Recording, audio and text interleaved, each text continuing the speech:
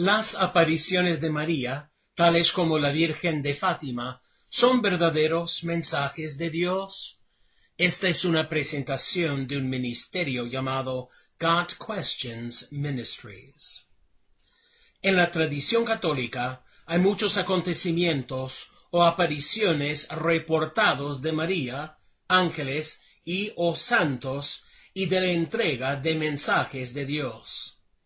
Al parecer, en al menos algunos de estos casos, la gente genuinamente estuvo viendo algo sobrenatural, mientras que algo de lo que es visto en varios lugares es quizá el trabajo de charlatanes.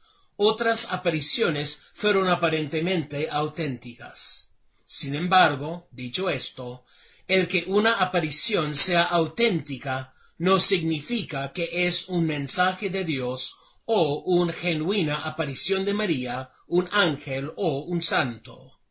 La Escritura declara que Satanás y sus demonios se disfrazan de ángeles de luz, 2 Corintios capítulo 11 versos 14 y 15. El engaño satánico es una posible explicación para las apariciones. La única manera de determinar si una aparición es un falso milagro o un genuino mensaje de Dios es comparando la aparición con la Escritura. Si las enseñanzas que están ligadas a esas apariciones son contrarias a la palabra de Dios, entonces las apariciones mismas son de naturaleza satánica. Un estudio de las enseñanzas de Nuestra Señora de Fátima con su Milagro del Sol es un buen ejemplo. Hay una página web que contiene las descripciones del Milagro del Sol. Lea el artículo para ver el enlace. Parecería que efectivamente algo espectacular sucedió en octubre 13 de 1917. Que algo de verdad apareció y entregó su mensaje. El hecho de que este evento coincidiera con lo que había sido dicho a los niños pastores 3 meses antes, parecería enlazar este acontecimiento con las apariciones que ellos habían estado presenciando en los meses anteriores, primero la del ángel y después la de la Virgen de Fátima. Cuando uno compara el mensaje de Fátima con lo que la Biblia enseña, es evidente que el mensaje de Fátima combina algunas verdades bíblicas con muchas prácticas y enseñanzas no bíblicas. Los siguientes párrafos están citados directamente de la página web dedicado a la Virgen de Fátima, www.fatima.org. Hay palabras y oraciones subrayadas para indicar que éstas no son bíblicas, que no son enseñadas por la Biblia o son antibíblicas, contradictorias a la Biblia. A través del análisis de las citas se dará más información junto con las razones específicas para la clasificación de estas apariciones como falsos milagros. Este es un resumen de citas sobre todo el mensaje dado por la Virgen de Fátima. El mensaje en general. El mensaje general de Fátima no es complicado. Sus solicitudes son de oración, reparación, arrepentimiento y sacrificio, así como del abandono del pecado. Antes que Nuestra Señora apareciera en el árbol a los 3 pastorcitos, Lucía, Francisco y Jacinta, el ángel de paz los visitó. El ángel preparó a los niños para recibir a la bendita Virgen María, y sus instrucciones son un aspecto importante del mensaje que con frecuencia es ignorado. El ángel demostró a los niños la manera ferviente, atenta y tranquila con la que debemos todos orar, y la reverencia que debemos mostrar a Dios en oración. Él también les explicó la gran importancia de orar y hacer sacrificios en reparación por las ofensas cometidas contra Dios. Él les dijo: Hagan de todo lo que puedan un sacrificio y una ofrenda a Dios como un acto de reparación por los pecados por los que Él es ofendido, y en súplica por la conversión de los pecadores. En su tercera y final aparición a los niños, el ángel les dio la sagrada comunión y les mostró la manera correcta de recibir a nuestro Señor en la Eucaristía. Los 3 niños se arrodillaron y recibieron la comunión. A Lucía le fue dada la sagrada hostia en la lengua, y el ángel compartió la sangre del cáliz entre Francisco y Jacinta. Nuestra Señora subrayó la importancia de rezar el rosario en cada una de sus apariciones, pidiendo a los niños que rezaran el rosario cada día por la paz. Otra parte importante del mensaje de Fátima es la devoción a Nuestra Señora del Inmaculado Corazón, quien está terriblemente indignada y ofendida por los pecados de la humanidad, y somos amorosamente urgidos a consolarla por medio de la reparación. Ella mostró a los niños su corazón, rodeado por espinas que lo atraviesan, lo que representa los pecados en contra de su inmaculado corazón. Ellos entendieron que sus sacrificios podían ayudar a consolarla. Los niños también vieron que Dios está terriblemente ofendido por los pecados de la humanidad, y que Él desea que cada uno de nosotros y toda la humanidad abandone el pecado y haga reparación por sus crímenes a través de la oración y el sacrificio. Nuestra Señora tristemente imploró: ya no ofendan al Señor nuestro Dios, porque Él ya está demasiado ofendido. También les fue dicho a los niños que oraran y se sacrificaran ellos mismos por los pecadores, a fin de salvarlos del infierno. Brevemente les fue mostrado a los niños una visión del infierno, después de lo cual Nuestra Señora les dijo: ustedes han visto el infierno donde van las almas de los pobres pecadores. Para salvarlos, Dios desea establecer en el mundo la devoción a mi inmaculado corazón. Si es hecho lo que les digo, muchas almas serán salvadas y habrá paz. Nuestra Señora nos indicó la raíz específica de los problemas en el mundo, la que causa las guerras mundiales y tan terrible sufrimiento, el pecado. Entonces ella dio la solución, primero individualmente a la gente, después a los líderes de la Iglesia. Dios pide a cada uno de nosotros que dejemos de ofenderlo. Debemos orar, especialmente el rosario. Al rezar frecuentemente el rosario, obtendremos las gracias necesarias para derrotar al pecado. Dios quiere que tengamos devoción al Inmaculado Corazón de María y que trabajemos para extender esta devoción a través del mundo. Nuestra Señora dijo: mi Inmaculado Corazón será su refugio y el camino que los lleve a Dios. Si queremos llegar a Dios, tenemos un camino seguro hacia Él a través de la verdadera devoción al Inmaculado Corazón de su Madre.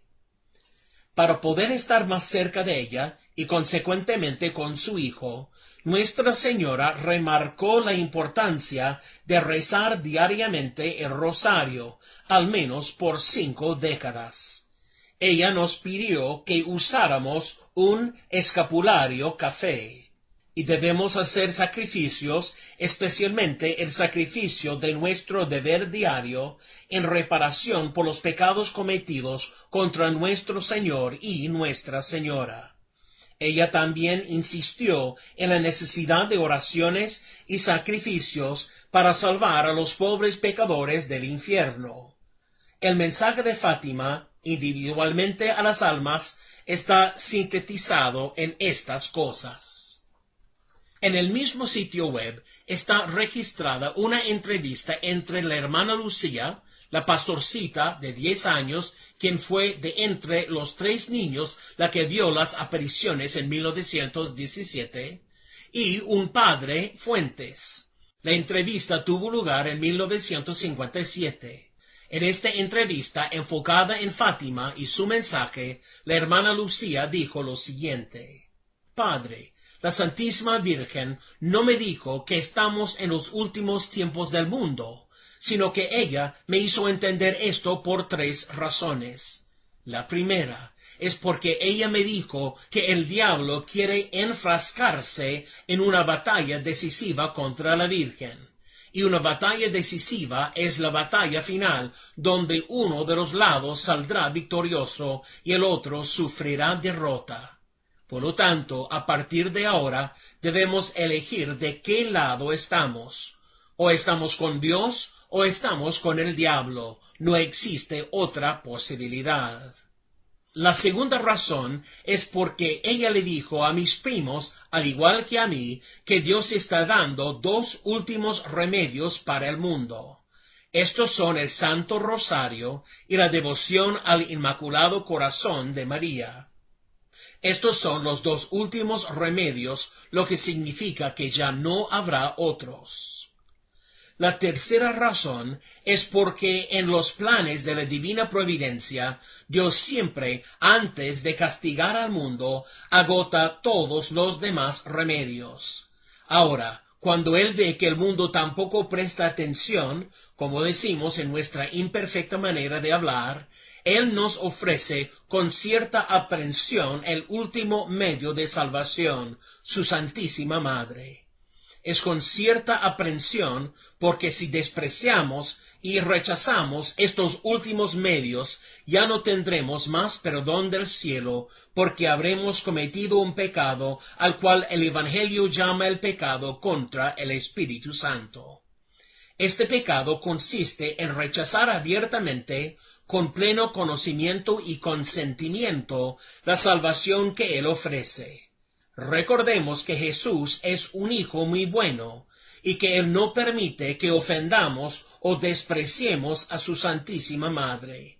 Hemos registrado a través de muchos siglos de la historia de la Iglesia el obvio testimonio demostrado por los terribles castigos que han caído sobre quienes han atacado el honor de su más santa Madre, como nuestro Señor Jesucristo siempre ha defendido el honor de su Madre.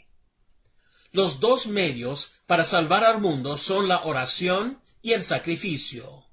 En cuanto al Santo Rosario, la hermana Lucía dijo: Mire, Padre, la Santísima Virgen, en estos últimos tiempos que estamos viviendo, le ha dado una nueva eficacia al rezo del Rosario, tan extenso que no hay problema, sin importar lo difícil que sea, ya sea temporal o sobre todo lo espiritual, en la vida personal de cada uno de nosotros, de nuestras familias, de las familias del mundo o de las comunidades religiosas o aún de la vida de la gente y naciones, que no pueda ser resuelto por el rosario. No hay problema, le digo, sin importar cuán difícil sea, que no puede ser resuelto mediante el rezo del Santo Rosario. Con el Santo Rosario nos santificaremos a nosotros mismos, consolaremos a nuestro Señor y obtendremos la salvación de muchas almas. Finalmente, la devoción al Inmaculado Corazón de María, nuestra Madre Santísima, consiste en considerarla como el trono de misericordia, de bondad y perdón, y como la puerta segura para entrar al cielo.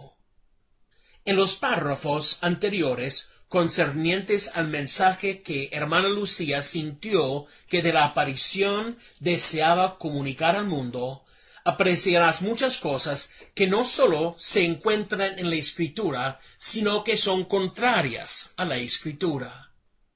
1. María es referida como la Santísima Madre que tiene un corazón inmaculado.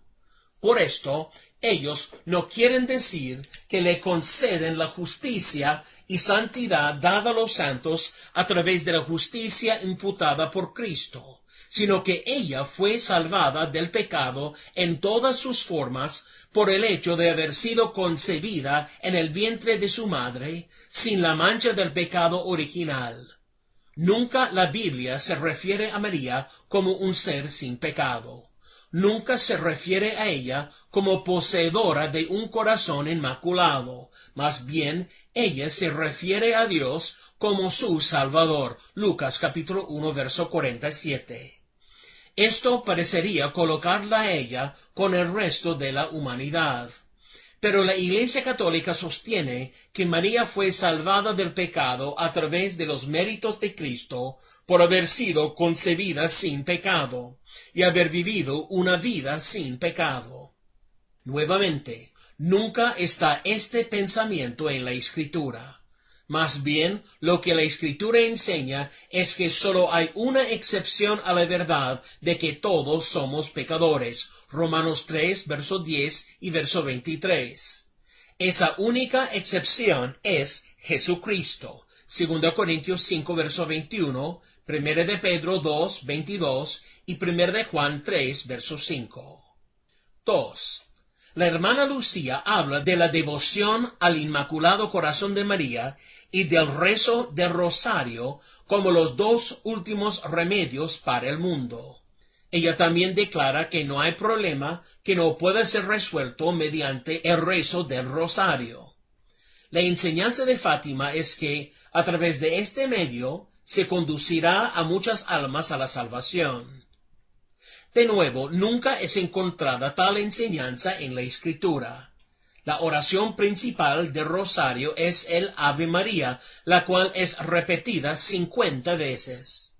La primera mitad de ella está tomada de la Escritura sobre la salutación del ángel a María. Dios te salve María, llena eres de gracia, el Señor es contigo. Bendita tú eres entre todas las mujeres, y bendito es el fruto de tu vientre, Jesús. Pero la segunda parte dice, Santa María, Madre de Dios, ruega por nosotros los pecadores, ahora y en la hora de nuestra muerte. Además de darle a María un título que no le da la Escritura, se le pide entonces a María que ruegue por nosotros. En realidad, los católicos no solo ven a María como alguien a través de quien fluye toda la gracia de Dios y que intercede ante su Hijo a nuestro favor, sino que los católicos también le dirigen oraciones a ella para librar a la gente del pecado, de la guerra, etc. La oración del Papa Juan Pablo II a María a principios de los 80 es un ejemplo de ello. En esta oración, él ruega repetidamente a María que nos libre de una guerra nuclear, de hambruna, de autodestrucción, de injusticia, etc. De nuevo, nunca encontramos a una persona devota en la Escritura orando a alguien más que no sea a Dios, ni pidiendo la intercesión de nadie, sino solo de aquellos que están aún vivos en esta tierra. Más bien, la Escritura nos dirige a orarle a Dios. Lucas 11, versos 1 y 2, Mateo 6, versos 6 a 9, Filipenses 4, verso 6, Hechos 8, verso 22 y Lucas 10, verso 2. Él nos anima a acercarnos confiadamente al trono de gracia, su trono, para que encontremos gracia y ayuda en tiempo de necesidad. Hebreos 4, versos 14 a 16. Dios nos prometió la intercesión del Espíritu Santo por nosotros de acuerdo a la voluntad de Dios, con gemidos que no podemos pronunciar. Romanos capítulo 8, verso 26. ¿Por qué debemos necesitar tener acceso a Dios a través de un santo, ángel o María? Especialmente considerando el hecho de que no es dado en la Escritura ni el ejemplo ni la orden de hacerlo así. Solo existe el repetido ejemplo de dos cosas en la Escritura. A. La oración es hecha solo a Dios. 1 Corintios 11, verso 5, Romanos 10, verso 1, Romanos 15, verso 30, Hechos 12, verso 5, capítulo 10, verso 2, Hechos 8, verso 24, capítulo 1, verso 24, Zacarías 8, versos 21 y 22, Jonás, capítulo 2, verso 7 y capítulo 4, verso 2. B. Las peticiones de oración son hechas solo a los vivos. Primera Tesalonicenses 5, verso 25, Segunda Tesalonicenses 3, verso 1 y Hebreos 13, verso 18. Adicionalmente, en ninguna parte es enseñado que María es todo ojos, todo oídos y omnisciente, o casi, porque ella debería escuchar y responder a una multitud de oraciones que son dirigidas a ella por muchos católicos, quienes le rezan simultáneamente alrededor del mundo. En cambio, la Escritura enseña que tanto los ángeles como los espíritus de los muertos son seres finitos, posibilitados para estar solo en un lugar a la vez. Daniel 9, versos 20 a 23 y Lucas 16, verso 19. 3. Uno de los mensajes repetidos de Fátima es el llamado a la reparación personal o penitencia. Este concepto católico enseña que debemos hacer indemnizaciones a Dios y a María por los pecados que hemos cometido contra ellos. Repitiendo una de las frases de el mensaje en general, el ángel le dijo a los niños que hagan de todo lo que puedan un sacrificio y ofrézcanlo a Dios como un acto de reparación por los pecados por los cuales Él es ofendido. Una reparación es una expiación, algo hecho o pagado como indemnización o compensación. Esto está relacionado con la enseñanza católica romana del castigo temporal, del cual una persona puede encargarse en el presente a través de la penitencia o en un futuro a través del tiempo que permanezca en el purgatorio. La Biblia jamás habla de la necesidad de hacer reparación por nuestros pecados o de hacer penitencia para pagar por nuestros pecados. Más bien, lo que enseña es que debemos ofrecer nuestras vidas como sacrificios vivos a Dios en respuesta y en gratitud por todas las misericordias que nos ha mostrado en la salvación. Romanos 12, versos 1 y 2. Cuando una persona se convierte en cristiana, sus pecados son perdonados y pagados totalmente por Cristo. No quedan pagos futuros que puedan ser hechos por ellos, ni tampoco es requerida una futura expiación. 4. Un aspecto clave de la Virgen de Fátima es el postrarse ante ella y la veneración de imágenes asociadas con la aparición. A través de toda la Biblia encontrarás que cada vez que alguien se postra ante uno de los santos o ángeles, les es dicho que se levanten y se detengan. Solo cuando es hecho ante el ángel del Señor, que es una aparición de Cristo preencarnado, o ante Jesús o Dios el Padre, es aceptada tal veneración. Los católicos hacen distinción entre adorar a Dios y venerar a María y a los santos. Procúneo es la palabra griega que la Iglesia Católica usa para veneración como opuesta a la adoración, la cual solo Dios merece. Pero cuando Juan el apóstol se postró ante un ángel, el ángel no le preguntó, ¿estás adorándome o venerándome? El ángel simplemente le dice que se detenga y que adore a Dios. Apocalipsis capítulo 19, verso 10. De la misma manera, cuando Pedro fue venerado por Cornelio en Hechos 10, versos 25 y 26, Pedro le dice a Cornelio, levántate, pues yo mismo también soy hombre. Puedo notar que su misma palabra es usada también en el pasaje mencionado de Apocalipsis. Por lo tanto, el repetido ejemplo que tenemos de un ángel o un santo siendo honrado es acompañado por la orden de detenerse. Así que el rezarle a María es contrario a la amonestación de las Escrituras de orar solo a Dios, y así dice que lo hagamos en el ejemplo de la Escritura. También es ilógico el sustituir la oración a un todo amoroso, omnisciente y omnipotente Dios, Salmo 139 y Hebreos 4, versos 14 a 16, para rezarle a alguien santo o a María, porque no existe evidencia en la Biblia de que ellos puedan siquiera escuchar las oraciones. El orar a los santos y a María, en base a una creencia mundialmente extendida, es atribuirles atributos de omnipresencia y omnisciencia que solo Dios posee. En realidad, eso es idolatría. 5. Por último, en lo concerniente al milagro del sol, existen repetidos casos en los cuales se habla de falsos milagros. Éxodo 7, verso 22, 8, verso 7 y verso 18, Mateo 24, verso 24, Marcos 13, verso 22 y Apocalipsis 13, versos 13 y 14. Dios aún nos dice en Deuteronomio 13, verso 1, que cuando alguien hace una predicción que se cumple o una señal que parece milagrosa, pero al mismo tiempo enseña a adorar a dioses extraños, que no le presten atención a lo que él dice, sino más bien se le trate como un falso profeta. Para un cristiano, su guía de la fe debe ser la Biblia y lo que ella enseña. Isaías 8, verso 20, 2 Timoteo 3, verso 16.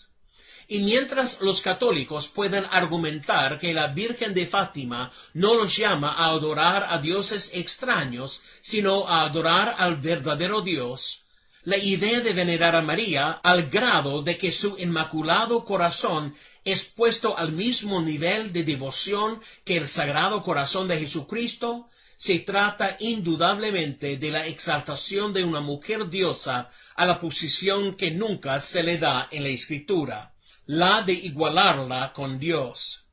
Porque el honrarla a la par de Dios es hacer justamente eso.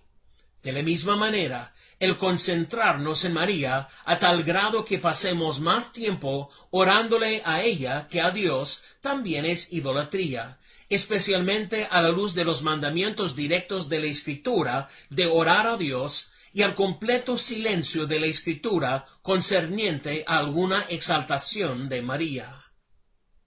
¿Fue el milagro del sol un falso milagro? Basándonos en la enseñanza bíblica, ciertamente eso parece. Satanás no tiene problemas de mezclar suficiente verdad para hacer que una enseñanza parezca correcta con solo la suficiente dosis de error para condenar las almas al infierno. ¿Dónde es alguna vez mencionado a través de todo el mensaje de Fátima el Evangelio de salvación por gracia a través de la fe en Cristo? ¿El mensaje que es repetido a través de todo el Nuevo Testamento? ¿Dónde es alguna vez mencionado que la salvación es sólo a través de la obra terminada por Jesucristo en el Calvario y que nuestras buenas obras no tienen mérito alguno aparte de él? La penitencia y el hacer ofrendas por la reparación de nuestros pecados son contrarias a la obra terminada de Cristo en el Calvario y a nuestra necesidad de salvación solamente por gracia a través de la fe en Él únicamente. El llamado a la devoción de María y su inmaculado corazón y al rezo del rosario como los medios últimos y finales para la salvación de las almas se encara a las verdades bíblicas, tales como en Hechos capítulo 4 verso 12 y 1 Timoteo capítulo 2 verso 5. A la ley y al testimonio, si no dijeren conforme a esto, es porque no les ha amanecido. Isaías 8 verso 20.